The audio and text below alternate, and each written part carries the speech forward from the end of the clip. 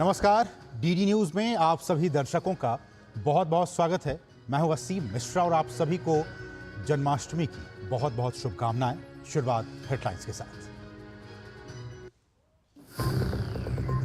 जम्मू कश्मीर चुनाव के लिए भाजपा की 2 सूचियां जारी। पार्टी ने 16 उम्मीदवारों का किया ऐलान। 3 चरणों में होना है विधानसभा चुनाव। कल पहले चरण के नामांकन का अंतिम दिन।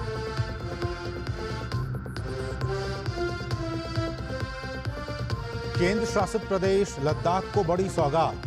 केंद्रीय गृह मंत्रालय ने की 5 नए जिलों की स्थापना की घोषणा। जांस्कर, द्रास, शाम, नुब्रा और चांगथांग होंगे नए जिले। प्रधानमंत्री ने बताया बेहतर प्रशासन और समृद्धि की दिशा में बेहतर कदम। सिंगापुर में भारतीय मंत्रियों की राष्ट्रपति से मुलाकात। विदेश मंत्री एस जयशंकर, वित्त मंत्री निर्मला सीतारमण, सूचना प्रसारण मंत्री अश्विनी वैष्णव और वाणिज्य एवं उद्योग मंत्री पीयूष गोयल ने की वार्ता। गुजरात और महाराष्ट्र सहित कई राज्यों में भारी बारिश और बाढ़ का कहर। गुजरात के मुख्यमंत्री ने हालात का लिया जायजा। मोरबी में बही ट्रैक्टर ट्रॉली, 7 लोग लापता। देश भर में श्री कृष्ण जन्माष्टमी की धूम। कान्हा की भक्ति में सराबोर हुआ मथुरा वृंदावन। रात 12 बजे जन्म लेंगे लड्डू गोपाल। यूपी के सीएम योगी आदित्यनाथ ने श्री कृष्ण जन्मभूमि मंदिर में की पूजा अर्चना। बलूचिस्तान में बड़ा हमला। बंदूकधारियों ने वाहनों से उतारकर 23 लोगों को गोलियों से भूना। आईडी चेक कर बनाया गया निशाना। बलूचिस्तान लिबरेशन आर्मी ने पाकिस्तानी सेना पर हमले का किया दावा। और आज से न्यूयॉर्क में शुरू होगा US Open tennis tournament. Sumit Nagal एकल में और रोहन बोपन्ना युगल में अपने जोड़ीदार के साथ पेश करेंगे चुनौती।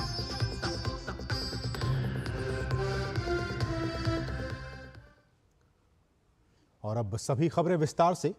भाजपा ने जम्मू कश्मीर विधानसभा चुनाव के लिए अपने 16 प्रत्याशियों के नामों की घोषणा कर दी है। इसमें पामपोर से इंजीनियर सैयद शौकत गयूर अंद्राबी, राजोपोरा से अरशीद भट्ट, शोपियां से जावेद अहमद कादरी, अनंतनाग पश्चिम से मोहम्मद रफीक वाणी, अनंतनाग से अधिवक्ता सैयद वजाहत, किश्तवाड़ से शगुन परिहार, श्रीगुफवाड़ा बिजबेहरा से सोफी यूसुफ, पाडेर नागरेनी से सुनील शर्मा, भद्रवाह से दलीप सिंह परिहार, डोडा से गजय सिंह राणा, डोडा पश्चिम से शक्तिराज परिहार, रामबन से राकेश ठाकुर, बनिहाल से सलीम भट्ट, शानगुस अनंतनाग से पूर्व वीर सर्राफ और इंदरबल तारिक कीन, चौधरी रोशन हुसैन गुज्जर, कोकरनाग से प्रत्याशी उन्हें बनाया गया है। और जम्मू कश्मीर के किश्तवाड़ से भाजपा ने शगुन परिहार को उम्मीदवार बनाया है। पीएम मोदी को धन्यवाद देते हुए शगुन परिहार ने कहा कि चुनाव में जीतने पर राज्य के अन्य मुद्दों के साथ साथ महिला सशक्तिकरण पर विशेष ध्यान दिया जाएगा। मैं आभार व्यक्त करूंगी हमारे नरेंद्र मोदी सरकार का, हमारे संगठन के तमाम कार्यकर्ताओं की मैं तहे दिल से आभारी हूँ, शुक्रगुजार हूँ। और मेरे किश्तवाड़ के लोग जो हमेशा हर कदम पे 2018 के बाद हमारे साथ रहे हैं, मैं उन तमाम लोगों की तहे दिल से आभारी हूँ, धन्यवादी हूँ, शुक्रगुजार हूँ। और मुझे उम्मीद नहीं, मुझे विश्वास है ये किश्तवाड़ के लोग मेरा सर झुकने नहीं देंगे। इस यज्ञ में जो उतरी हूँ वो मेरा साथ देंगे और मुझे पूर्ण संख्या से जिताएंगे। और इस पूरे महत्वपूर्ण विषय पर बातचीत करने के लिए हमारे साथ 2 हमारे खास सहयोगी, हमारे साथ वरिष्ठ पत्रकार और कंसल्टिंग एडिटर विनोद मिश्र इस वक्त स्टूडियो में मौजूद हैं। साथ ही साथ हमारे साथ वरिष्ठ पत्रकार और हमारे सहयोगी राजेश राज भी, दोनों ही लोग इस वक्त हमारे साथ स्टूडियो में मौजूद हैं। विनोद जी, सबसे पहले आपके पास आना चाहूँगा। इस लिस्ट को देखते हुए पहले 15 नाम और अब एक और नाम जुड़ गया, 16 नाम जुड़ गया है। कैसे देखते हैं इस पूरे लिस्ट को? क्या बीजेपी ने इस बार भी, चूँकि बहुत ही महत्वपूर्ण चुनाव होने वाले हैं 10 वर्षों के बाद, एक एक नाम पर बहुत ही गहनता के साथ विचार विमर्श करने के बाद इस लिस्ट को तैयार किया गया होगा? वैसे अगर आप इस लिस्ट को देखते हैं तो हम लोग जो अब इतने वर्षों से, महीनों से सुनते रहे, नया कश्मीर का आर्टिकल 370 हटने के बाद और जो वहाँ इंफ्रास्ट्रक्चर डेवलपमेंट से लेके और जो डेवलपमेंट का हमने प्रोसेस देखा तो नया कश्मीर की बात तो थी। अब उस नया कश्मीर के साथ में जोड़ते हुए बीजेपी का जो ये नया लिस्ट है, उस लिस्ट के साथ में उसने नया नेतृत्व का भी एक कम से कम पार्टी ने झलक दिखाई है। अब सवाल ये है कि उसमें जो बीजेपी के पुराने कार्यकर्ता या आप कह सकते हैं जो पुराने नेता थे और उसके साथ में जो कैडर थे, उसमें प्रायोरिटी क्या होगी। अभी आप देखिए कि लिस्ट के बाद जो है इतना आसान भी नहीं है, वहाँ पे कार्यकर्ताओं की जो है आपसी मनमुटाव शुरू हो गई है, वहाँ काफ़ी लोग जो है आक्रोश में भी दिखे हैं। तो ये स्वाभाविक है, जब लिस्ट आती है तो कई की नाराज़गी होती है, कई के घरों में खुशियाँ होती हैं। तो ये सारी चीज़ों के बीच में अगर आप देखें टोटलिटी में, तो इम्पॉर्टेंट ये है कि बीजेपी ने अपने नए नेतृत्व पे भरोसा किया है। और नए नेतृत्व पे भरोसा करने का मतलब है कि आप अगर कश्मीर का की जो हालात है और डेमोक्रेसी की जो एक नई शुरुआत कश्मीर में होने जा रही है आर्टिकल 370 हटने के बाद, ये पहला इलेक्शन है, तो मुझे लगता है कि ये एक शुभ संकेत है जम्मू कश्मीर के लिए कि नए चेहरे के साथ में नया कश्मीर की जो परिकल्पना है, नया कश्मीर का जो अभी विकास की जो रफ्तार है, उसमें ये लोग कितना कंट्रीब्यूट कर पाएंगे, ये सबसे इम्पॉर्टेंट चीज़ है। ठीक है, राजेश हमारे साथ बने हुए हैं। राजेश, आपने बताया कि अब जब इस पूरे लिस्ट को लेकर मंथन हो रही थी, आप इस पूरे मामले को कवर कर रहे थे उस दौरान। मेरा सवाल कि इस पूरे लिस्ट को लेकर जिन नामों पे चर्चा हम कर रहे हैं उसको लेकर आपकी प्रतिक्रिया, और दूसरी बात कि प्रधानमंत्री ने लाल किले के प्राचीर से, और इस सवाल को लेकर मैं विनोद जी के पास भी जाऊँगा, कि उन्होंने कहा कि युवाओं को अब राजनीति में आना चाहिए, खासकर युवाओं को लेकर उन्होंने जिक्र किया। शगुन परिहार एक एग्जाम्पल के तौर पर देख सकते हैं। देखिए, रविवार की देर शाम अगर हम कहें तो केंद्रीय चुनाव समिति जो भारतीय जनता पार्टी की बैठक थी, वो बैठक देर शाम तक चली, जिसमें प्रधानमंत्री नरेंद्र मोदी, भारतीय जनता पार्टी के राष्ट्रीय अध्यक्ष जेपी नड्डा, गृह मंत्री अमित शाह और जम्मू कश्मीर के जितने बड़े नेता थे, चाहे डॉक्टर जितेंद्र सिंह की बात करें, रविंद्र रैना की बात करें, राम माधव जो बीजेपी के प्रभारी हैं, उन तमाम लोगों ने उसमें प्रत्याशियों के चयन के लिए अंतिम मुहर जो है वो लगाया। लेकिन उसके पहले अगर हम थोड़ा सा फ्लैशबैक में चलें तो तकरीबन 3-4 दिनों से हसीम ऐसा देखा जा रहा था कि दिल्ली में भारतीय जनता पार्टी के जो राष्ट्रीय अध्यक्ष हैं जेपी नड्डा और गृह मंत्री अमित शाह, वो रायशुमारी कर रहे थे अपने जो प्रदेश के तमाम नेता थे, उनके जो प्रभारी थे, इन लोगों के साथ लगातार कई दिनों से इस लिस्ट को फाइनल करने के लिए रायशुमारी चल रही थी। और अगर रात की बात करें तो रात सिर्फ उस पर अंतिम मुहर लगाने के लिए जो है एक परंपरा रही है कि केंद्रीय चुनाव समिति की बैठक होती है और उस बैठक में कहीं ना कहीं नाम पर मुहर लगती है। तो जो आज सूची जारी हुई है वो रात की बैठक का ही रिफ्लेक्शन है। जहां तक युवाओं की सियासत की बात करें तो प्रधानमंत्री सिर्फ कश्मीर में ही नहीं बल्कि पूरे देश भर में वो चाहते हैं कि जो नए लोग हैं वो चुनकर आए। और शगुन परिहार का आपने उदाहरण दिया, निश्चित तौर पर एक नए चेहरे के तौर पर, एक एक्सपेरिमेंट के तौर पर कश्मीर के युवाओं को राजनीति की मुख्य धारा से जोड़ने के लिए शगुन परिहार जो हैं एक प्रेरणा का स्रोत हो सकती हैं।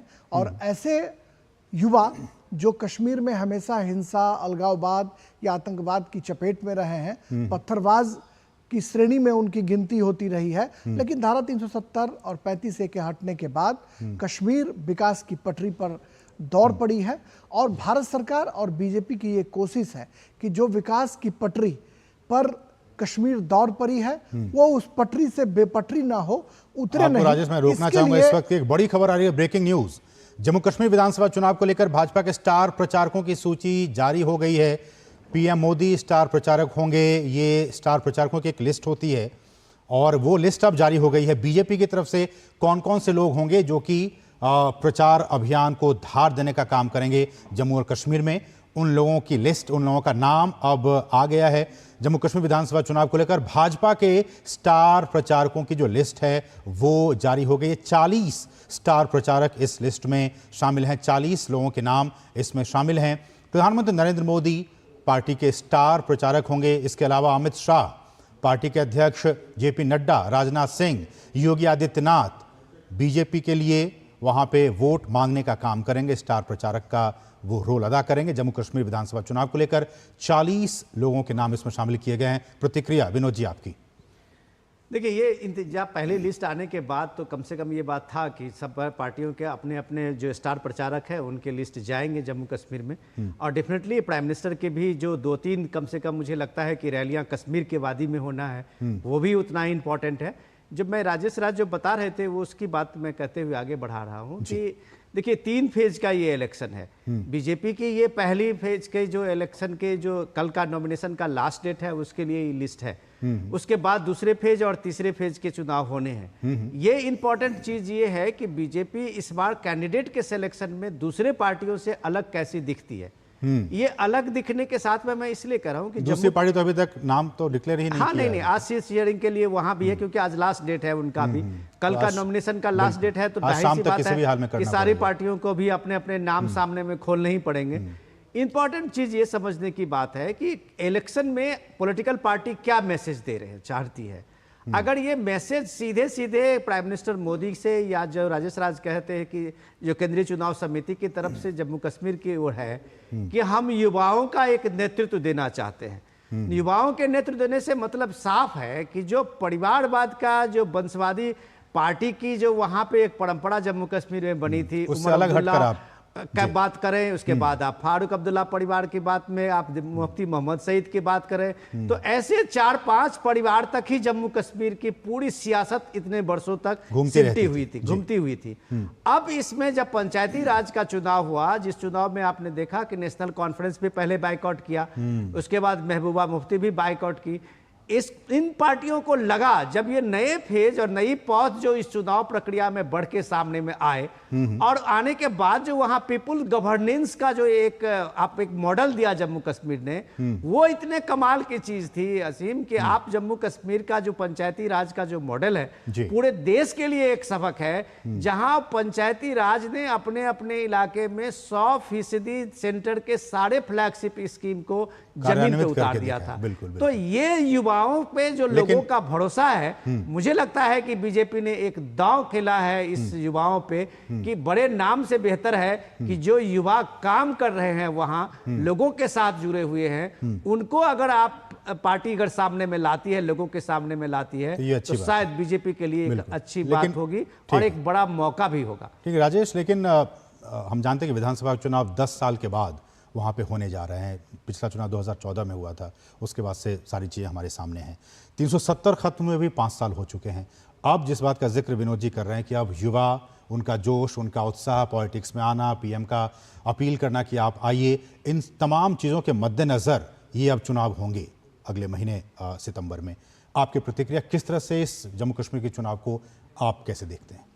देखिए, जो सबसे महत्वपूर्ण बात है कि आपने बिल्कुल सही कहा कि 10 साल के बाद चुनाव होने हैं और इस 10 साल में अगर आप देखें तो और 370 खत्म होने के 5 साल के बाद बिल्कुल, तो कैसे कश्मीर जो है वो बेपटरी से पटरी पर लौटी, ये सबसे महत्वपूर्ण बात है। और कश्मीर को धरती का स्वर्ग कहा जाता है, ये जमहूरियत का जश्न है। हर हाल में यहाँ के जो लोग हैं, जो कश्मीर के लोग जो जमहूरियत में भरोसा रखते हैं, वो हर हाल में चाहेंगे कि वो जमहूरियत के जश्न में शरीक हों और एक नई सरकार जो वहाँ चुनकर आए वो कश्मीर को विकास की पटरी पर जो दौड़ रही है कश्मीर, उसको और भी रफ्तार दे। लेकिन नेशनल कॉन्फ्रेंस और कांग्रेस का जो एक गठबंधन उभर कर सामने आया है, इस गठबंधन के बाद गृह मंत्री अमित शाह ने कांग्रेस से 10 सवाल पूछे और भारतीय जनता पार्टी के तमाम जो प्रवक्ता हैं, बड़े नेता हैं, वो देश भर में प्रेस कॉन्फ्रेंस कर कांग्रेस को कटघरे में खड़ा करने की कोशिश कर रहे हैं। जिसमें एक सबसे महत्वपूर्ण मुद्दा है कि नेशनल कॉन्फ्रेंस जो अपने मैनिफेस्टो में इस बात का जिक्र करती है कि धारा 370 को वापस लाएंगे, उस पर कल रविशंकर प्रसाद ने जब प्रेस किया तो उन्होंने साफ तौर पर कहा कि उनको ये समझना चाहिए कि कश्मीर में हुकूमत में आ जाने के बाद वो ऐसा नहीं कर पाएंगे। इसके लिए जरूरी है कि वो केंद्र में एक चुनी हुई सरकार चाहिए, जो सरकार वो बदल सके। तो क्या कांग्रेस जो है वो नेशनल कॉन्फ्रेंस के साथ अपने को इस मुद्दे पर एसोसिएट करती है, या फिर श्यामा प्रसाद मुखर्जी का जो नारा था कि एक देश में 2 विधान 2 प्रधान नहीं हो सकता है, और उसको धारा 370 लाने खत्म करने के बाद जो भारत सरकार ने वहां पर एक ऐसी स्थिति जो है कायम की है कश्मीर में कि आज कश्मीर का नौजवान आराम से लाल चौक पर घूम सकता है। लेकिन विनोद जी, मेरा सवाल आपसे एक ये होगा कि जिन पार्टियों ने अपने मैनिफेस्टो में इस तरह की बातें कही हैं, उनकी भी तो राजनीतिक मजबूरी है, उनको भी तो उन्हीं को कैटर करना है, उनको भी तो वोट चाहिए। बहुत सही सवाल किया आपने। देखिए, इंपॉर्टेंट ये है कि वो पार्टियां जो जिनको राजनीति करनी है, आपने सही कहा कि उनके पास एजेंडा नहीं है। आज की तारीख में एजेंडा नहीं है कि इसका मैं कैटेगोरिकली इस चीज़ को सपोर्ट दे सकता हूँ इस बात से कि जम्मू कश्मीर में अभी तक जितने भी चुनाव हुए हैं, जहाँ तक मुझे याद है कि उस चुनाव में कभी भी कोई डेवलपमेंट का या कोई एक नेशनल इशू का या कोई बड़ा एजेंडा नहीं रखा गया था, किसी भी पार्टी का आप कह सकते हैं। तो उस वहाँ पे एजेंडा जो एनसी और मेनली पीडीपी, इन्हीं का ज़्यादा एजेंडा वहाँ होता था। वो दोनों एजेंडा इमोशनल कार्ड होता था कि अगर ये सरकार हमारी नहीं बनेगी तो हमारा आर्टिकल 370 छीन जाएगा, हमारा जो है कश्मीर का जो स्पेशल स्टेटस है वो छीन जाएगा, हमारी जो जम्मू कश्मीर में अपनी एक पहचान है, आइडेंटिटी है, वो ख़त्म हो जाएगी। इस तरीके से एक एप्रीहेंशन का माहौल लोगों के सामने में लाया जाता था और उसके बाद उस चुनाव में वो सत्ता में वापस आते थे। तो ये चीज़ अब उनके सामने में ये बात कहने के लिए कोई ऐसा मॉडल तो उन्होंने है नहीं। उमर अब्दुल्ला के 6 साल हुए, उस महबूबा मुफ्ती की 6 साल थे, क्या वो 6 साल में विकास के कोई एक बड़ा मॉडल बनाई होती कि हमने अपने दौर में 50 मेडिकल कॉलेज खोले या हमने अपने दौर में इस रोड कंस्ट्रक्शन का आपने इतना काम किया। ये सारे काम इस 5 साल आर्टिकल 370 हटने के बाद हुआ है। तो आपके पास उस विकास का कोई मॉडल ऐसा नहीं है जो आप लोगों को बता सके कि हम जो डेवलपमेंट का मॉडल वहां बनाए थे उसको लाना चाह रहे हैं। सत्य आपको ये देखिए कि इन 5 सालों में जम्मू कश्मीर के लगभग 1100 से 1200 गांव, पहाड़ के ऊंचे हाई रिच की बात मैं कह रहा हूं, जहां पे आज तक बिजली नहीं पहुंची थी, वहां बिजली पहुंची है। कश्मीर के वो पूरे हाई रिच में कुपवाड़ा सबके इलाके में चले जाइए तो जल जीवन मिशन से इस टेन्योर में, गवर्नर रूल में, आप वहां देखिए कि वहां नल का जल पहुंचा है। तो ये सारी चीजें, ये सारी सहूलियतें जो लोगों को 5 साल में मिली है, वो उनके लिए एक बड़ा एक्सपीरियंस है। और हमने वहां से प्रतिक्रियाएं भी दिखाई थी दिखाई है कि किस तरह से लोग काफी खुश हैं कि किस तरह से जो केंद्र की योजना जो लोगों को एक मुख्यधारा में लाने की बात थी डेवलपमेंट से, वो मॉडल जब आपके सामने में है तब फिर आपके सामने में आपकी मजबूरी होगी कि आप वही स्पेशल स्टेटस की बात करेंगे जो 90 के आपके एक सॉफ्ट सेपरेटिज्म कहते हैं, वो सॉफ्ट सेपरेटिज्म आप सामने। विनोद जी, एक प्रतिक्रिया हम दिखाना चाहते हैं प्रदर्शकों को कि जम्मू कश्मीर के जो शोपियां हैं विधानसभा क्षेत्र से, भाजपा के उम्मीदवार जावेद अहमद कादरी ने क्या कुछ कहा है वो हम आपको सुनाना चाहते हैं। मैं अपने नरेंद्र मोदी जी का बहुत शुक्रगुजार हूँ कि आज फिर एक बार उन लोगों ने मुझ पर भरोसा किया और शोपियान के आवाम को मैंडेट दिया है। ये मैंडेट जो मेरा है ये पूरे शोपियान के लोगों का मैंडेट है। और आपको याद ही होगा 2014 में सबसे ज़्यादा वोट शोपियान से ही आए। और आज मैं आपके माध्यम से ये कहना चाहता हूँ कि जो लोगों का प्यार मुझे मिल रहा है, इंशाअल्लाह रहमान नरेंद्र मोदी साहब ने जो हम पे विश्वास किया है, और इंशाअल्लाह रहमान शोपियान कॉन्स्टिट्यूंसी हम जीत फतह करेंगे। तो शोपियां से जो उम्मीदवार है उनकी प्रतिक्रिया आपने सुनी। हमारे साथ हमारे दोनों सहयोगी इस वक्त मौजूद हैं। राजेश, मैं आपके पास आना चाहूँगा। स्टार प्रचारकों की लिस्ट जारी हो गई, 40 स्टार प्रचारक बीजेपी की तरफ से होंगे। इस बार का जो विधानसभा चुनाव है और जो प्रचार अभियान होगा वो काफ़ी दिलचस्प होगा। वो इसलिए कि एक तरफ कांग्रेस, नेशनल कॉन्फ्रेंस, पीडीपी वो उन मुद्दों को लेकर जाएगी कि देखिए 370 को आना चाहिए, हट जाने से क्या कुछ नुकसान हो रहा है, 35A को लाना चाहिए। और दूसरी तरफ बीजेपी जाएगी कि देखिए हमने इसको हटा के 5 साल में क्या कितना कुछ विकास का काम किया है। तो एक तरफ ये सारे मुद्दे को हटाने से क्या कुछ नुकसान हुआ वो उस बात का जिक्र करेंगे, दूसरी तरफ बीजेपी कहेगी देखिए इसको हटाने से फायदा क्या कुछ हुआ, इस बात का बीजेपी जिक्र करेगी। निश्चित तौर पर यह एक बड़ा मुद्दा होगा और धारा 370 के हटने के बाद जो भारतीय जनता पार्टी ने वहां पर काम किया या भारत सरकार के द्वारा जो काम किए गए वो भी एक बड़े मुद्दे होंगे। हर हाल में बीजेपी चाहेगी कि प्रधानमंत्री नरेंद्र मोदी का जो एक चमकदार चेहरा है, उनका जो एक व्यक्तित्व है, उस व्यक्तित्व के सहारे जम्मू कश्मीर में अपनी जो धमक है उसको वो बनाए रखें। और तमाम जो भारत सरकार की योजनाएं हो या फिर भारत सरकार ने जो कई तरह की सुविधाएं वहाँ पर देने की कोशिश की है, उसका लाभ जो आम जन को मिला है उसे भुनाने की कोशिश हर हाल में बीजेपी करेगी। प्रधानमंत्री नरेंद्र मोदी की रैलियां भी वहां होंगी।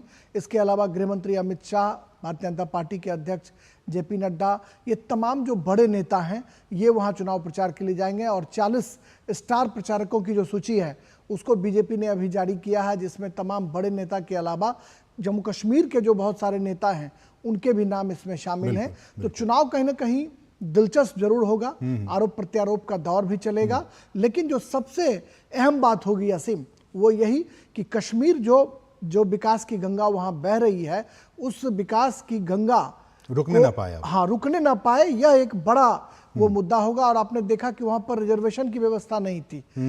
अभी जो सीटों के जो बंटवारे हुए हैं उसमें आप देखिए नए परिसीमन में अनुसूचित जाति के लिए आरक्षित सीटों की संख्या जो है वो दिखाई पड़ रही है, उस वर्ग के उम्मीदवार उतारे गए हैं। तो एक जो हिंदुस्तान की परिकल्पना है, जो हमारा सामाजिक ताना बाना है और जो हमारी संस्कृति है, सभ्यता है और जो हमारा संविधान कहता है, उसके हिसाब से यह चुनाव हो रहा है, जो एक अनोखा चुनाव होगा। पहली मर्तबा इस तरह के चुनाव होंगे जब सब कुछ जो है वो एक होगा। जिस एक विधान एक प्रधान की बात श्यामा प्रसाद मुखर्जी किया करते थे, वो धारा 370 हटने के बाद ये चुनाव पहला चुनाव होगा जहां पर तमाम पॉलिटिकल पार्टियां जो हैं अपने अपने तर्कश से तीर तो निकालेंगी कि वो चाहेंगे कि हम अपने पार्टी के पक्ष में चुनाव प्रचार कर वो जीत की कमान जो है अपने हाथ में लें। लेकिन यह जो एक मुद्दा है, यह मुद्दा सर्वोपरि होगा। लेकिन विनोद जी, जैसा कि मैंने आपसे पहले भी पूछा था, बीजेपी ने ये बिल्कुल साफ कर दिया कि इस बार का विधानसभा चुनाव,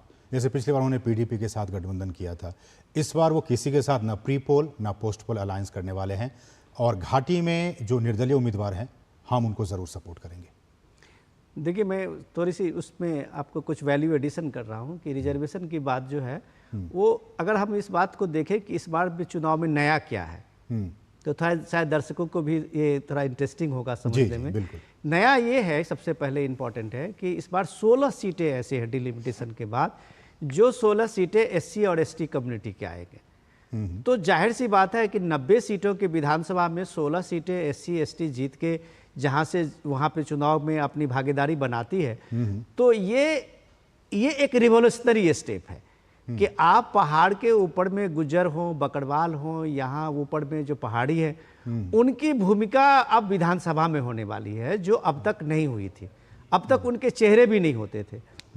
ये इम्पॉर्टेंट और हो जाता है कि ये एक तरह से डिसाइडिंग फैक्टर होंगे या किंग मेकर की भूमिका में होंगे। और ये शायद विनोद जी आज़ादी के बाद लगता है पहली बार मैं उसमें एक और ऐड कर दूं विनोद जी, माफ़ी के साथ, कि उसमें जो पाकिस्तानी विस्थापित हिंदू हैं जिनको कि अभी तक चुनाव में वोट डालने का अधिकार नहीं था, उनको भी इस बार पहली बार 70 सालों में पाकिस्तानी रिफ्यूजी की बात तो उससे भी ज्यादा आप देखिए, वाल्मीकि समाज के जो लोग थे, वाल्मीकि समाज के लोगों के साथ में वहाँ स्पेशल स्टेटस में उनको कोई वोट देने का अधिकार नहीं दिया गया था।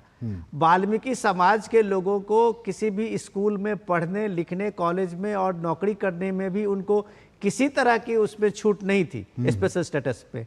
ये पहली बार हो रहा है कि वाल्मीकि समाज के जो दलित हैं वो वोट डालेंगे और उनके कैंडिडेट भी होंगे।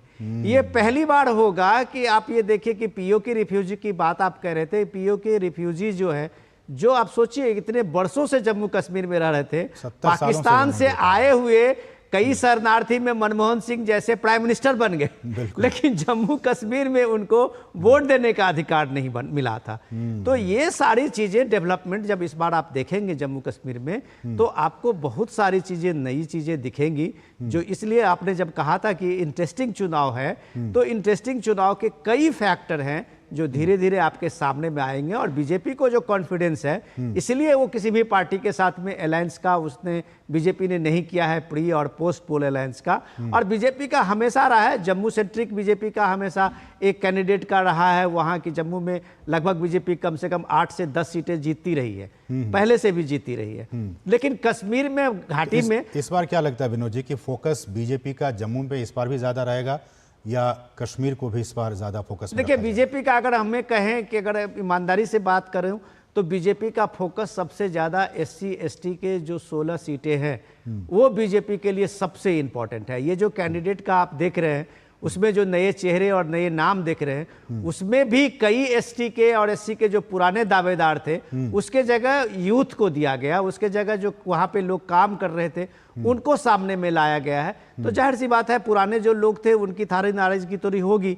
अब आप देखिए कि हमने जो ये लिस्ट में देखा है, अभी तक उस लिस्ट में जो पुराने फॉर्मर डिप्टी चीफ मिनिस्टर थे उनका भी नाम नहीं है। तो ऑब्वियसली ये बात तो होगी, हो सकता है अभी 2 लिस्ट अभी आना और बाकी है, उनके कभी नाम नहीं है। वो नाम आ जाए, मैं ऐसा नहीं कह रहा हूँ, लेकिन अभी नहीं है, नाम नहीं है। तो अभी नहीं है, इसका मतलब पार्टी के स्तर पर ये मंथन है कि नया नेतृत्व जो है जम्मू कश्मीर में देना है और नए नेतृत्व को ये नया कश्मीर का जो एक डेवलपमेंट का जो वहाँ बना है उसमें उसकी भागीदारी बढ़ानी है। इस हिसाब से आप देखें तो बीजेपी के लिए ये चुनाव सच में बहुत इंपॉर्टेंट है कि वो अपने नए कैडर्स को, नए यूथ को उसमें मुख्यधारा में ला सकते राजेश, हैं। न सिर्फ ये महत्वपूर्ण है बल्कि केंद्र को और बीजेपी को ये भी साबित करने का एक मौका है कि उन्होंने जो फैसला लिया आज से 5 साल पहले वो सही फैसला है और वो जम्मू कश्मीर के हित में लिया गया था फैसला। देखिए, भारतीय जनता पार्टी को रिजर्वेशन के सवाल पर कई बार जो है उनको घेरने की कोशिश कांग्रेस पार्टियां या फिर जो समाजवादी सियासत में विश्वास करने वाली पार्टियां हैं वो घेरती रही हैं। लेकिन जिस तरीके से जम्मू कश्मीर में उन्होंने विधानसभा चुनावों की बात करें या फिर अन्य जगहों की बात करें, रिजर्वेशन को जिस तरीके से उन्होंने एग्जीक्यूट किया है और उसकी कहीं ना कहीं जो गूंज है वो बहुत दूर तक सुनाई पड़ रही है और निश्चित तौर पर उसकी गूंज घाटी से लेकर चोटी तक सुनाई पड़ेगी, क्योंकि रिजर्वेशन एक ऐसा मुद्दा है जिस मुद्दे पर सरकारें बनती रही हैं, बिगड़ती रही हैं, गिरती रही हैं, तो कहीं ना कहीं इसका रिफ्लेक्शन दिखाई पड़ेगा और यह एक बड़ा आंदोलनकारी परिवर्तन का संकेत भी हम कह सकते हैं। चुनाव परिणाम आने के बाद सब कुछ दूध का दूध और पानी का पानी होगा, लेकिन जो काम धारा 370 और 35 से हटने के बाद कश्मीर में हुआ है उसकी गूंज घाटी से लेकर चोटी तक सुनाई पड़ेगी। ये हम मोटे तौर पर इस चुनाव की सबसे बड़ी सफलता या सबसे बड़ी हम कह सकते हैं कि वो गूंज जो है वो सुनाई जरूर पड़ेगी। चलिए, तो बहुत बहुत शुक्रिया। समय इतना ही है। विनोद जी, आप हमारे साथ जुड़े और राजेश साहब का भी, आप दोनों ही सहयोगियों का बहुत बहुत शुक्रिया इस विशेष चर्चा में शामिल होने के लिए। बढ़ेंगे आगे, रोकेंगे एक बहुत ही छोटे से ब्रेक के लिए। आप देखते रहिए डीडी न्यूज।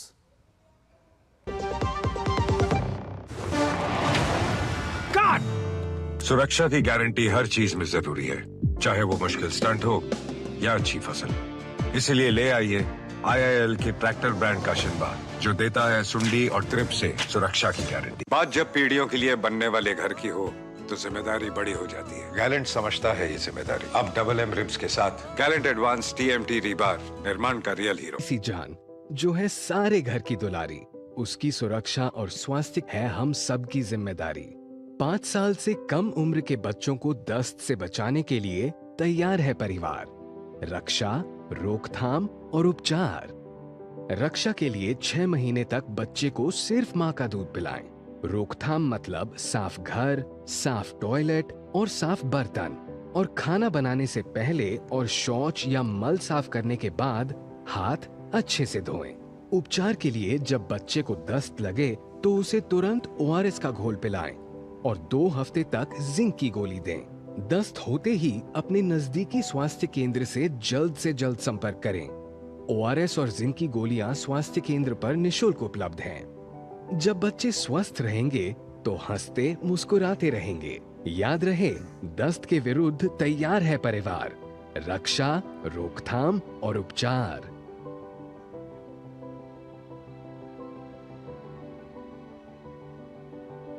अधिक जानकारी के लिए आशा दीदी से संपर्क करें। स्वास्थ्य एवं परिवार कल्याण मंत्रालय द्वारा जनहित में जारी।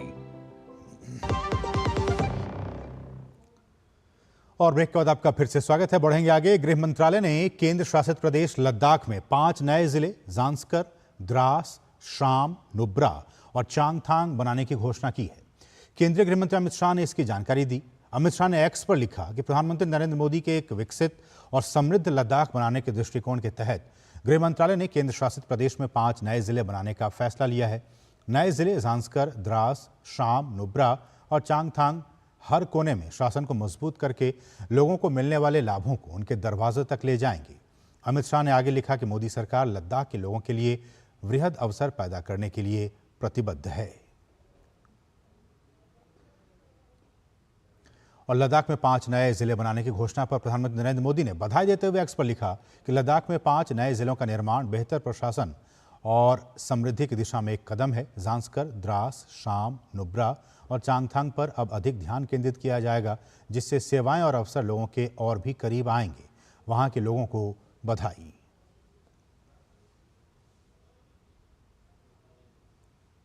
और वहीं सामाजिक कार्यकर्ता सोनम वांगचुक ने केंद्र शासित प्रदेश लद्दाख में 5 नए जिले बनाने की घोषणा पर खुशी जाहिर की है। इसके लिए उन्होंने प्रधानमंत्री नरेंद्र मोदी और गृहमंत्री अमित शाह का आभार व्यक्त किया है। वांगचुक ने कहा कि लंबे वक्त से लद्दाख के लोग ज़ांस्कर समेत अन्य जिलों की मांग कर रहे थे। इस मांग को पूरा करना लोगों के लिए एक बड़ी खुशखबरी है। अमित शाह जी और मोदी सरकार का बहुत बहुत धन्यवाद करता हूं लद्दाख के लोगों की तरफ से कि उन्होंने लद्दाख के लिए ऐसे ज़िलों की घोषणा की। ये बहुत पुरानी मांग थी, खासकर ज़ांस्कर क्षेत्र की। 2019 में उनके साथ वादा किया गया था कि ज़िला बनाया जाएगा। हमारे साथ हमारे सहयोगी मुजफ्फर वाणी इस वक्त मौजूद हैं। मुजफ्फर वाणी, ये जो फैसला लिया गया जिसमें 5 और नए ज़िले बनाने की बात कही गई है, कितना इम्पोर्टेंट स्टेप आप इसे मानते हैं पूरे लद्दाख के डेवलपमेंट के लिए, उसके विकास के लिए? जी, ये एक बहुत ही इम्पोर्टेंट डिसीजन है यूनियन गवर्नमेंट की तरफ से, और काफ़ी ये एक दीरीना मांग भी थी यहाँ के लोगों की। खास करके उसमें से 2 डिस्ट्रिक्ट हैं, ज़ांस्कर और नुब्रा। इन 2 सब डिविजन्स के बारे में ज़्यादा से ज़्यादा लोग और ऑर्गेनाइजेशंस की डिमांड थी कि इनको डिस्ट्रिक्ट बनाया जाए। लेकिन अब इन 2 के अलावा जो है और 3 भी सब डिविजन्स को डिस्ट्रिक्ट का स्टेटस दिया गया है। तो कुल मिला के अब यूनियन टेरिटरी ऑफ लद्दाख में 7 डिस्ट्रिक्ट बनेंगे।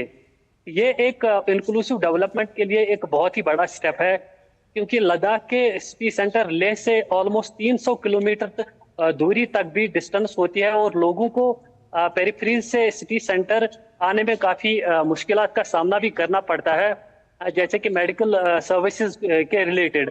लेकिन अब इस डिसीजन की वजह से जो डिस्ट्रिक्ट एडमिनिस्ट्रेशन के सेंटर्स जो मुख्तलिफ जगहों पे रहेंगे, उसकी वजह से लोगों को काफ़ी सुविधा मिलेगी और सर्विसेज उनके डोर स्टेप्स तक पहुंच जाएंगी। साथ ही साथ ये स्ट्रेटजिकली भी एक इम्पॉर्टेंट डिसीजन रहेगा, क्योंकि जो नुब्रा एरिया है उसका बॉर्डर पाकिस्तान के साथ मिलता है, और जो चंगथंग का रीजन है उसका border line of actual control जो है तिब्बत के साथ मिलता है।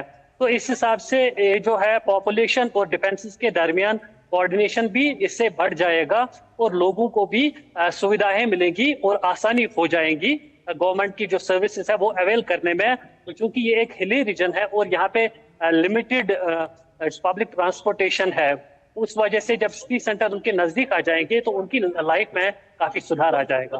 और मुजफ्फर वाणी, डिसेंट्रलाइज करने की कोशिश की गई है इस पूरे डिसीजन के जरिए। अब अभी डिस्ट्रिक्ट काउंसिल्स जो थे लद्दाख में, अब उसके बाद से आने वाले दिनों में ये जो 5 नए ज़िले बने हैं, इनके लिए भी अलग डिस्ट्रिक्ट काउंसिल बनाने की बात की जा सकती है।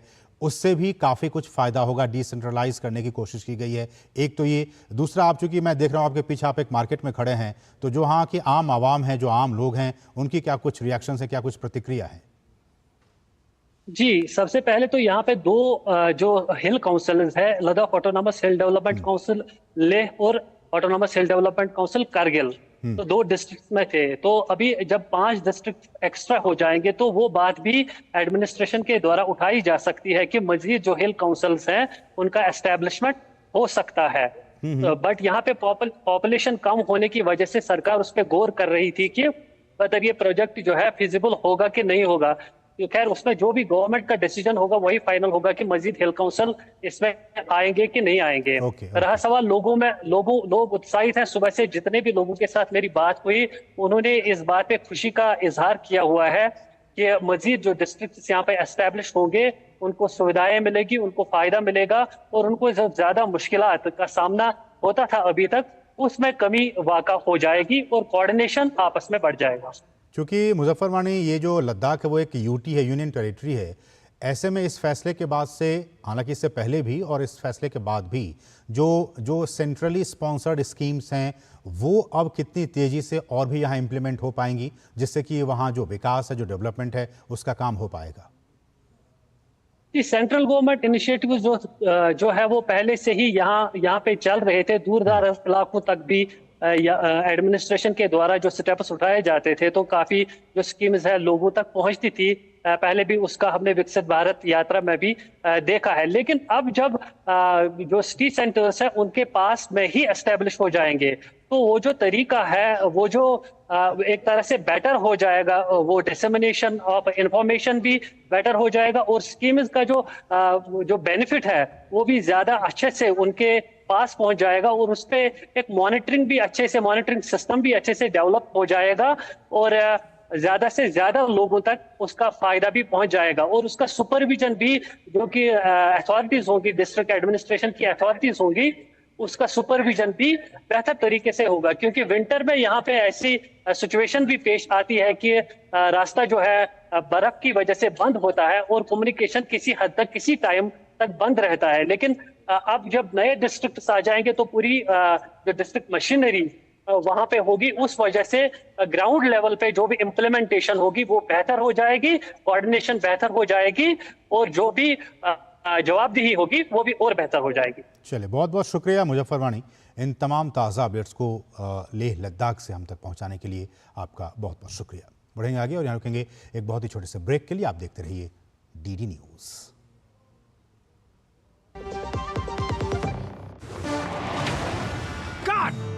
सुरक्षा की गारंटी हर चीज में जरूरी है, चाहे वो मुश्किल स्टंट हो या अच्छी फसल।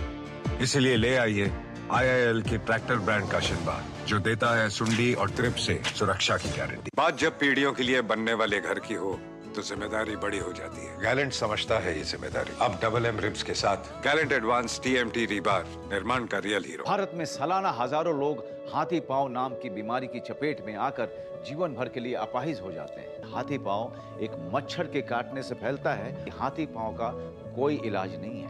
साल में सिर्फ एक बार सरकार द्वारा दी हुई मुफ्त दवाएं खाएं और इस बीमारी से अपने आप को और अपने परिवार को बचाएं। 10 अगस्त को हाथी पांव से बचाव की दवा अवश्य खाएं।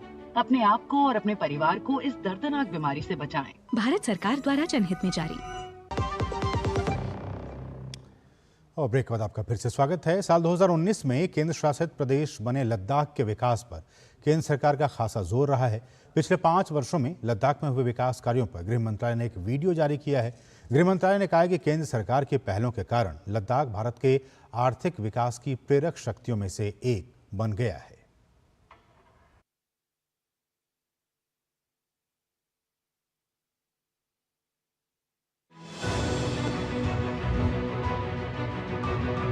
लैंड ऑफ पासेस के नाम से जाना जाने वाला और हिमालय की गोद में बसा है केंद्र शासित प्रदेश लद्दाख। विराट संभावनाओं वाला लद्दाख पिछली सरकारों के भेदभाव के चलते विकास की दौड़ में कहीं पीछे छूट गया था। 2014 के बाद से ही प्रधानमंत्री नरेंद्र मोदी के नेतृत्व में इस क्षेत्र की ओर विशेष ध्यान देते हुए जम्मू और कश्मीर राज्य के समग्र विकास के लिए 80,068 करोड़ की लागत से 63 परियोजनाओं वाले प्रधानमंत्री विकास पैकेज 2015 की घोषणा की। इन 63 परियोजनाओं में से 21,441 करोड़ की 9 परियोजनाएं विशेष रूप से लद्दाख के लिए थी। इतने प्रयासों के बावजूद ये क्षेत्र विकास की राह में अभी भी पिछड़ रहा था। लेकिन समय बदला जब गृह मंत्री श्री अमित शाह ने प्रधानमंत्री नरेंद्र मोदी के नेतृत्व में धारा 370 समाप्त कर जम्मू और कश्मीर पुनर्गठन अधिनियम 2019 से लद्दाख को अलग केंद्र शासित प्रदेश का दर्जा दिलवाया और लद्दाख के नागरिकों के जीवन को एक नई दिशा देने का काम किया। लद्दाख के चौतरफा विकास की रफ्तार में और भी तेजी लाने के लिए केंद्र सरकार ने बजट एलोकेशन में बढ़ोतरी करते हुए लद्दाख को प्रतिवर्ष 5,958 करोड़ रुपए मुहैया कराए गए हैं। लद्दाख के सभी रास्तों को आपस में जोड़ते हुए राजमार्ग, सड़कें और हेलीपैड का निर्माण किया गया है, जिससे टूरिज्म की अपार संभावनाएं बढ़ी हैं, जिससे आज रोजगार के नए साधन उपलब्ध हो रहे हैं। टूरिज्म को विशेष रूप से विकसित करते हुए 10 नए टूरिस्ट सर्किटों और पर्यटकों के साथ पर्वतारोहियों के लिए 5 नए ट्रैकिंग रूट को खोला गया है। लद्दाख क्षेत्र भारत के आवश्यक ऊर्जा संसाधनों की पूर्ति करने में सक्षम होने के बावजूद यहां बिजली की बड़ी समस्या थी और इसीलिए विद्युत ट्रांसमिशन लाइनों को मंजूरी दी गई है। जिसमें ट्रांसमिशन लाइन, मिनी हाइड्रो परियोजना, सौर ऊर्जा परियोजना, पन बिजली परियोजना, भारत की सबसे बड़ी 7,500 मेगावाट क्षमता वाली सौर बिजली परियोजना शामिल है। स्मार्ट क्लासरूम स्थापित होने से स्कूलों की काया पलट हुई है। इसके अलावा लद्दाख वासियों की विश्वविद्यालय की वर्षों पुरानी मांग को भी पूरा करते हुए केंद्रीय विश्वविद्यालय की स्थापना को भी मंजूरी दी गई है। इससे लद्दाख के शैक्षणिक ढांचे को मजबूती मिलेगी। लद्दाख के लोगों की स्वास्थ्य की चिंता करते हुए स्वास्थ्य के क्षेत्र में नए कीर्तिमान रचे हैं, जिसमें कारगिल और लेह में न सिर्फ नए अस्पतालों का निर्माण हुआ, बल्कि बाल चिकित्सा आईसीयू, वयस्क आईसीयू वार्ड, ऑक्सीजन युक्त बिस्तरों की सुविधा भी उपलब्ध कराई गई है। लद्दाख के संपूर्ण विकास के लिए सिडको की स्थापना की गई है। साथ ही लेह में 1000 मैट्रिक टन कोल्ड स्टोरेज का निर्माण और लद्दाख ग्रीन हाउस परियोजना की शुरुआत की गई है। गृह मंत्री श्री अमित शाह ने ऐतिहासिक पहल करते हुए लद्दाख क्षेत्र के लिए पहले विंटर ग्रेड डीजल बिक्री केंद्र का शुभारंभ किया, जिससे अत्यंत ठंड के मौसम में लोगों की समस्याओं का समाधान हुआ है। 2019 के बाद से लद्दाख अपने आने वाले भविष्य की एक मजबूत नींव रख रहा है और एक ऐसे क्षेत्र का निर्माण कर रहा है जो आने वाले दिनों में विश्व पटल पर अपनी एक नई पहचान के साथ युगों युगों तक चमक बिखेरता रहेगा।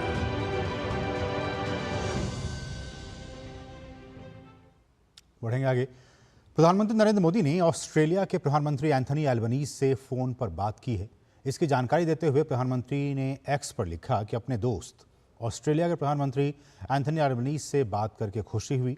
हमने अपने द्विपक्षीय संबंधों में प्रगति और क्वाड सहित बहुपक्षीय मंचों पर सहयोग की समीक्षा की है।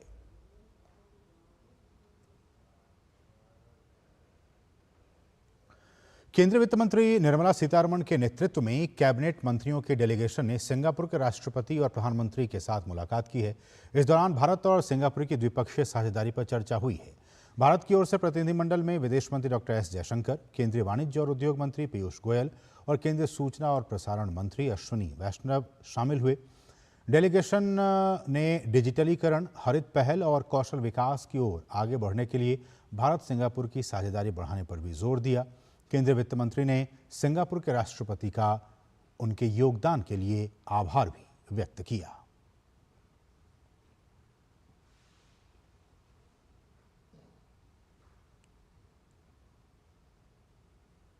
भारत सिंगापुर की मंत्रिस्तरीय बैठक का सफल आयोजन हुआ। बैठक को लेकर विदेश मंत्री डॉक्टर एस जयशंकर ने अपने सोशल मीडिया प्लेटफॉर्म एक्स पर लिखा कि आज भारत सिंगापुर मंत्रिस्तरीय दूसरी सफल बैठक हुई। हमने डिजिटल, कौशल विकास, स्थिरता, स्वास्थ्य सेवा, कनेक्टिविटी और उन्नत विनिर्माण में सहयोग की संभावनाओं पर चर्चा की। हमारे संबंधों को और मजबूत बनाने के लिए अपनी प्रतिबद्धता के लिए उप प्रधानमंत्री गण किम योंग, वित्त मंत्री विवियन बाला, गृह एवं विधि मंत्री के षणमुगम, डिजिटल विकास एवं सूचना मंत्री जोसेफिन टियो, जनशक्ति मंत्री डॉक्टर टेन सी लैंग और परिवहन मंत्री ची होंग टैट का धन्यवाद। बहुजन समाज पार्टी की प्रमुख मायावती ने कल लखनऊ में पार्टी का राष्ट्रीय अधिवेशन बुलाया है। उससे पहले वो समाजवादी पार्टी और कांग्रेस पर लगातार हमलावर हैं। आज उन्होंने एक्स पर कहा कि सपा की ओर से 2 जून 1995 में बीएसपी द्वारा समर्थन वापसी पर मुझ पर जानलेवा हमला कराया गया था। तब कांग्रेस ने क्यों कुछ नहीं कहा, जबकि उस दौरान केंद्र में रही कांग्रेसी सरकार ने भी समय से अपना दायित्व नहीं निभाया था। मायावती ने लिखा कि कांशीराम जी को अपनी बीमारी की गंभीर हालत में भी हॉस्पिटल छोड़कर रात को आना पड़ा था। विपक्ष ने भी उस समय संसद को घेरा, तब जाकर कांग्रेसी सरकार हरकत में आई थी। मायावती ने उस समय न्याय के लिए आवाज़ उठाने के लिए भाजपा की सराहना की। मायावती ने कांग्रेस को पिछड़ा और दलित विरोधी बताया और कहा कि राहुल गांधी की ओर से जातीय जनगणना की मांग किया जाना एक छलावा है। कांग्रेस SC/ST आरक्षण में वर्गीकरण और क्रीमी लेयर को लेकर अभी भी चुप्पी साधे हुए है, वो इसका जवाब दे।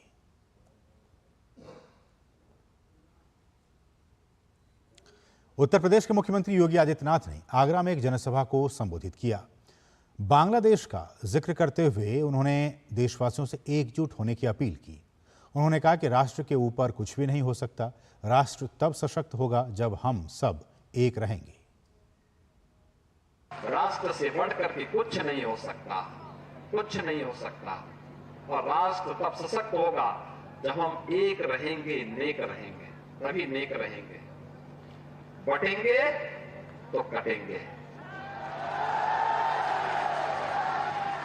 आप देख रहे हैं ना, बांग्लादेश में देख रहे हो ना, तो वो गलतियां यहां नहीं होनी चाहिए। बटेंगे तो कटेंगे, एक रहेंगे तो नेक रहेंगे। हमारे सहयोगी विकास सिंह बने हुए हैं लगातार। विकास, इन बातों के क्या कुछ मायने निकाले जाएं, राजनीतिक तौर पर भी और वैसे भी क्या कुछ मायने निकाले जाएं? बिल्कुल, राष्ट्र को एक रखने के लिए एक रहना होगा। मुख्यमंत्री योगी आदित्यनाथ ने यही कहा था। राष्ट्रवीर दुर्गादास राठौर जी की प्रतिमा का अनावरण करते हुए उन्होंने ये बातें बोली। उन्होंने बोला कि जिस तरीके से भारत पर आक्रांताओं ने जब अटैक किया था, आक्रमण किया था, उस समय इन राष्ट्रवीरों ने जिस तरीके रक्षा की थी, वो हमारे लिए प्रेरणा का स्रोत बन सकते हैं।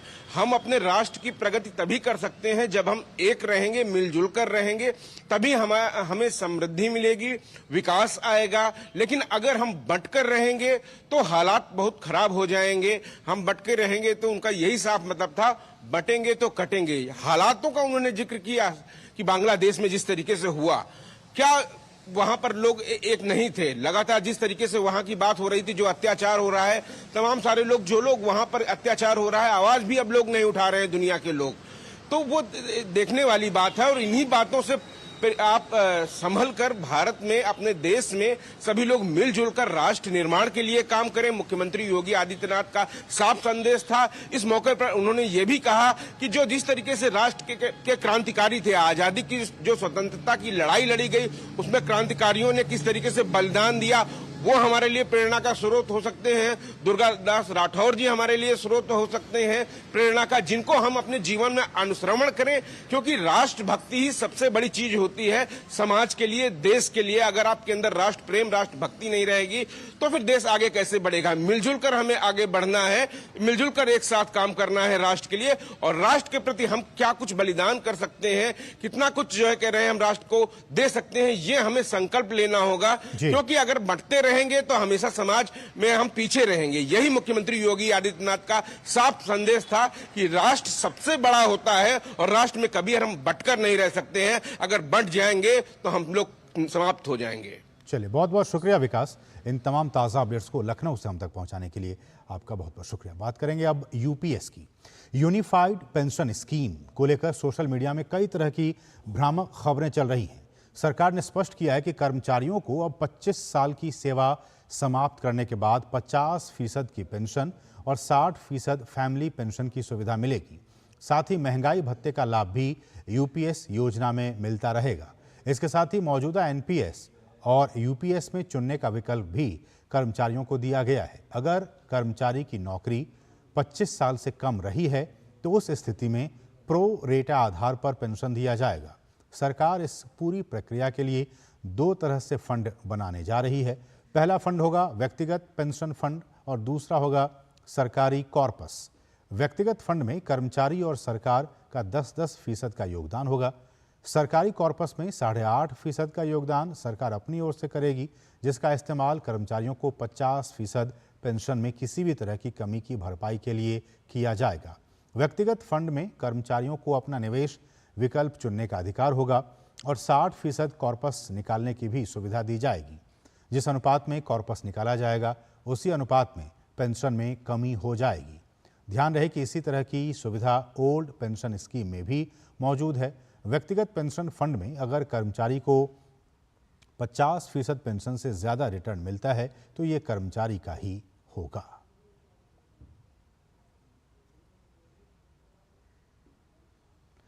और भारत सरकार द्वारा यूनिफाइड पेंशन स्कीम यानी यूपीएस को मंजूरी मिलने के बाद केंद्रीय कर्मचारियों में खुशी की लहर है और उन्होंने सरकार के इस फैसले को सराहा है। राजस्थान के बीकानेर के कर्मचारियों ने भी इस कदम को बेहद ही महत्वपूर्ण बताया है। केंद्र सरकार द्वारा कर्मचारियों के लिए जो नई पेंशन स्कीम यूपीएस नाम से चालू की गई है, वह एनपीएस की तुलना में काफ़ी अच्छी है। माननीय रेल मंत्री जी अश्विनी वैष्णव जी के द्वारा घोषणा की गई है, वह एक सकारात्मक कदम के रूप में हम देखते हैं और लगातार प्रयासों के बाद इस तरह की घोषणा से कर्मचारियों के बीच एक आशा तो जगी है और इसको एक प्लेटफॉर्म के रूप में हम लेते हैं और आगे इस पर और भी सरकार से वार्ता कर जो भी कर्मचारी हित और राष्ट्र हित में अच्छा कदम होगा उसका हम समर्थन करते हैं। माननीय प्रधानमंत्री महोदय के द्वारा सरकारी कर्मचारियों के लिए यूपीएस स्कीम लागू करके एक विशेष तोहफा दिया गया है। यह स्कीम 1 अप्रैल 2025 से लागू होगी। इसके लिए न्यूनतम सेवा अवधि 10 वर्ष व अधिकतम सेवा अवधि 25 वर्ष होनी चाहिए। 10 वर्ष से अधिक व 25 वर्ष से कम सेवा अवधि होने पर प्रोपोर्शनेट पेंशन लागू होगी। 25 वर्ष की सेवा पूरी होने पर इसमें कर्मचारी की पिछले 12 महीने की एवरेज सैलरी का 50% देय होगा। त्रिपुरा से लगी भारत बांग्लादेश अंतर्राष्ट्रीय सीमा शांति वाला क्षेत्र है, पीसफुल इलाका है, लेकिन यहाँ सुरक्षा बलों के सामने चुनौती घुसपैठ और तस्करी रोकने की है। ऐसे में यहाँ सुरक्षा बलों को हमेशा ही चौकन्ना रहना पड़ता है। किस तरह से बीएसएफ के जवान इस अंतर्राष्ट्रीय सीमा पर सुरक्षा में जुटे हैं, कैसे आने जाने वालों पर कड़ी नजर रखी जा रही है, इसका जायजा लिया हमारे सहयोगी उर्मिलेश भट्ट ने। डीडी न्यूज़ की टीम पहुंची है भारत बांग्लादेश का जो अंतर्राष्ट्रीय सीमा है वहां पर, और आप मेरे पीछे देख सकते हैं कि ये फेंसिंग लाइन है और इस लाइन के अंदर भी भारत के गांव के या भारत के ग्रामीण लोग रहते हैं, जो भारत के निवासी हैं वो भी इसके अंदर रहते हैं, जहां पर कि जीरो लाइन कहा जाता है। यहां अंदर कैसे जाते हैं और क्या कुछ कैसे जो है बीएसएफ जो है यहाँ पर काम कर रही है, किस तरीके से बीएसएफ के पास यहाँ पर चुनौतियां हैं, इन तमाम चीजों के बारे में आज हम समझने की कोशिश करते हैं। जो भी इस फेंसिंग लाइन के अंदर लाइन जीरो की तरफ जाता है तो उसकी पूरी तरीके से तलाशी ली जाती है। और आप देख सकते हैं कि इस समय जो मौसम है बहुत तेज बारिश है, लेकिन इस बारिश में बीएसएफ के जवान जो है यहाँ पर तैनात हैं। तो आप जैसे कि देख रहे हैं कि हम लोग अब इस फेंसिंग लाइन के अंदर आ गए हैं। जीरो लाइन पे जो गांव वाले रहते हैं उनको बीएसएफ यहाँ पर पूरी तलाशी लेता है और उसके बाद जो है अंदर गांव में आने की जो है इनको प्रवेश देता है। और ये इसलिए भी होता है क्योंकि बीएसएफ के पास एक बड़ा टास्क होता है कि कहीं कोई ऐसा सामान बॉर्डर तक न पहुंचे जिससे कि तस्करी या अवैध जो है स्मगलिंग का जो है सामान बॉर्डर तक जो है न पहुंचे। ऐसे में हमारे साथ अभी यहाँ पर जिनकी तलाशी बीएसएफ ने ली है, इस गांव के रहने वाले हमारे साथ हैं। क्या नाम है आपका? जुहेरा खातून। जुहेरा, यहाँ पर जब आप गांव में अंदर आते हैं, बाहर जाते हैं, तो क्या प्रक्रिया होती है? चेकिंग करते हैं, एंट्री करते हैं, एसी और बहुत तलाशी करती है। तो हमारे साथ कुछ भारत के जो लोग हैं ग्रामीण यहाँ इस गांव में रहने वाले, वो हमारे साथ हैं। इन्हीं से बात करते हैं कि बीएसएफ इस जीरो लाइन पे किस तरीके से सुरक्षा व्यवस्था में चाक चौबंद व्यवस्था करती है। अगर कुछ जरूरत पड़ता है, हमारा कुछ जरूरत और दिक्कत में पड़ जाता है, क्योंकि हमारा पड़ोसी है इधर बांग्लादेश से, तो अगर चोरी चमारी होता है, कुछ सामान वगैरह ऐसे कभी झगड़ा भी हो जाता है उन लोगों के साथ, तो हम लोग तुरंत बीएसएफ के पास चला जाते हैं। बीएसएफ तो बहुत अच्छे से मदद करते हैं, चाहे गेट का कोई प्रॉब्लम हो, का मेडिकल पर्पस हो, रात को जितने बजे कॉल करा के गेट खोल के हमारा मदद करते हैं। 24 घंटा हमारी सुरक्षा करते हैं बीएसएफ। तो ये थे तमाम भारतीय ग्रामीण जो जीरो लाइन पे रहते हैं। इनका कहना है कि यहाँ पर बीएसएफ की कोशिश ही नहीं बल्कि तस्करों और स्मगलरों की हर कोशिश को वो विफल करती है। और कहीं ना कहीं देखा गया कि बीएसएफ का जो आदर्श वाक्य है, जीवंत पर्यंत कर्तव्य, ये यहाँ पर चरित्रार्थ करते हुए नजर आए। कैमरामैन ललित के साथ मैं उर्मिलेश भट्ट, डीडी न्यूज। और अब बात श्री कृष्ण जन्माष्टमी की।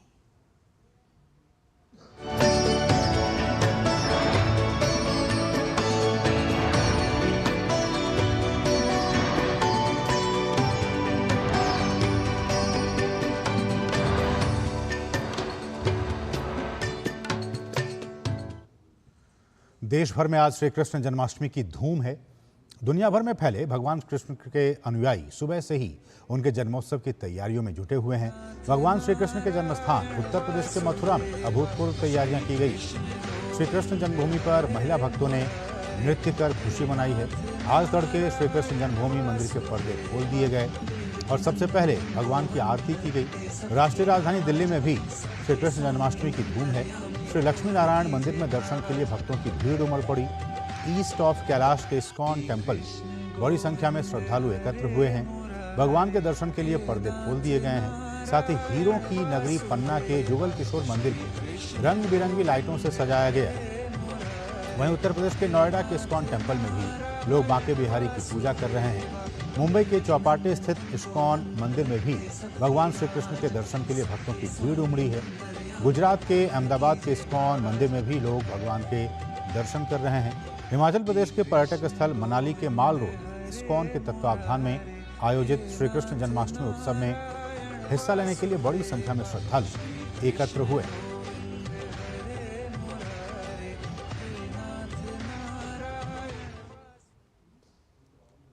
और वहीं दिल्ली में इस्कॉन बेंगलुरु के वृंदावन चंद्रोदय मंदिर द्वारा श्री कृष्ण जन्माष्टमी पूरी श्रद्धा और हर्षोल्लास के साथ मनाई गई। पूरा स्थल नंद के आनंद भयो, जय कन्हैया लाल की, हाथी घोड़ा पाल की, जय कन्हैया लाल की जय घोष से गूंजते रहे। श्रद्धालुओं ने श्री राधा कृष्ण को झूला झुलाकर उनका आशीर्वाद प्राप्त किया। तो इसके साथ इस बुलेटिन बस इतना ही। हमें दीजिए अनुमति। नमस्कार।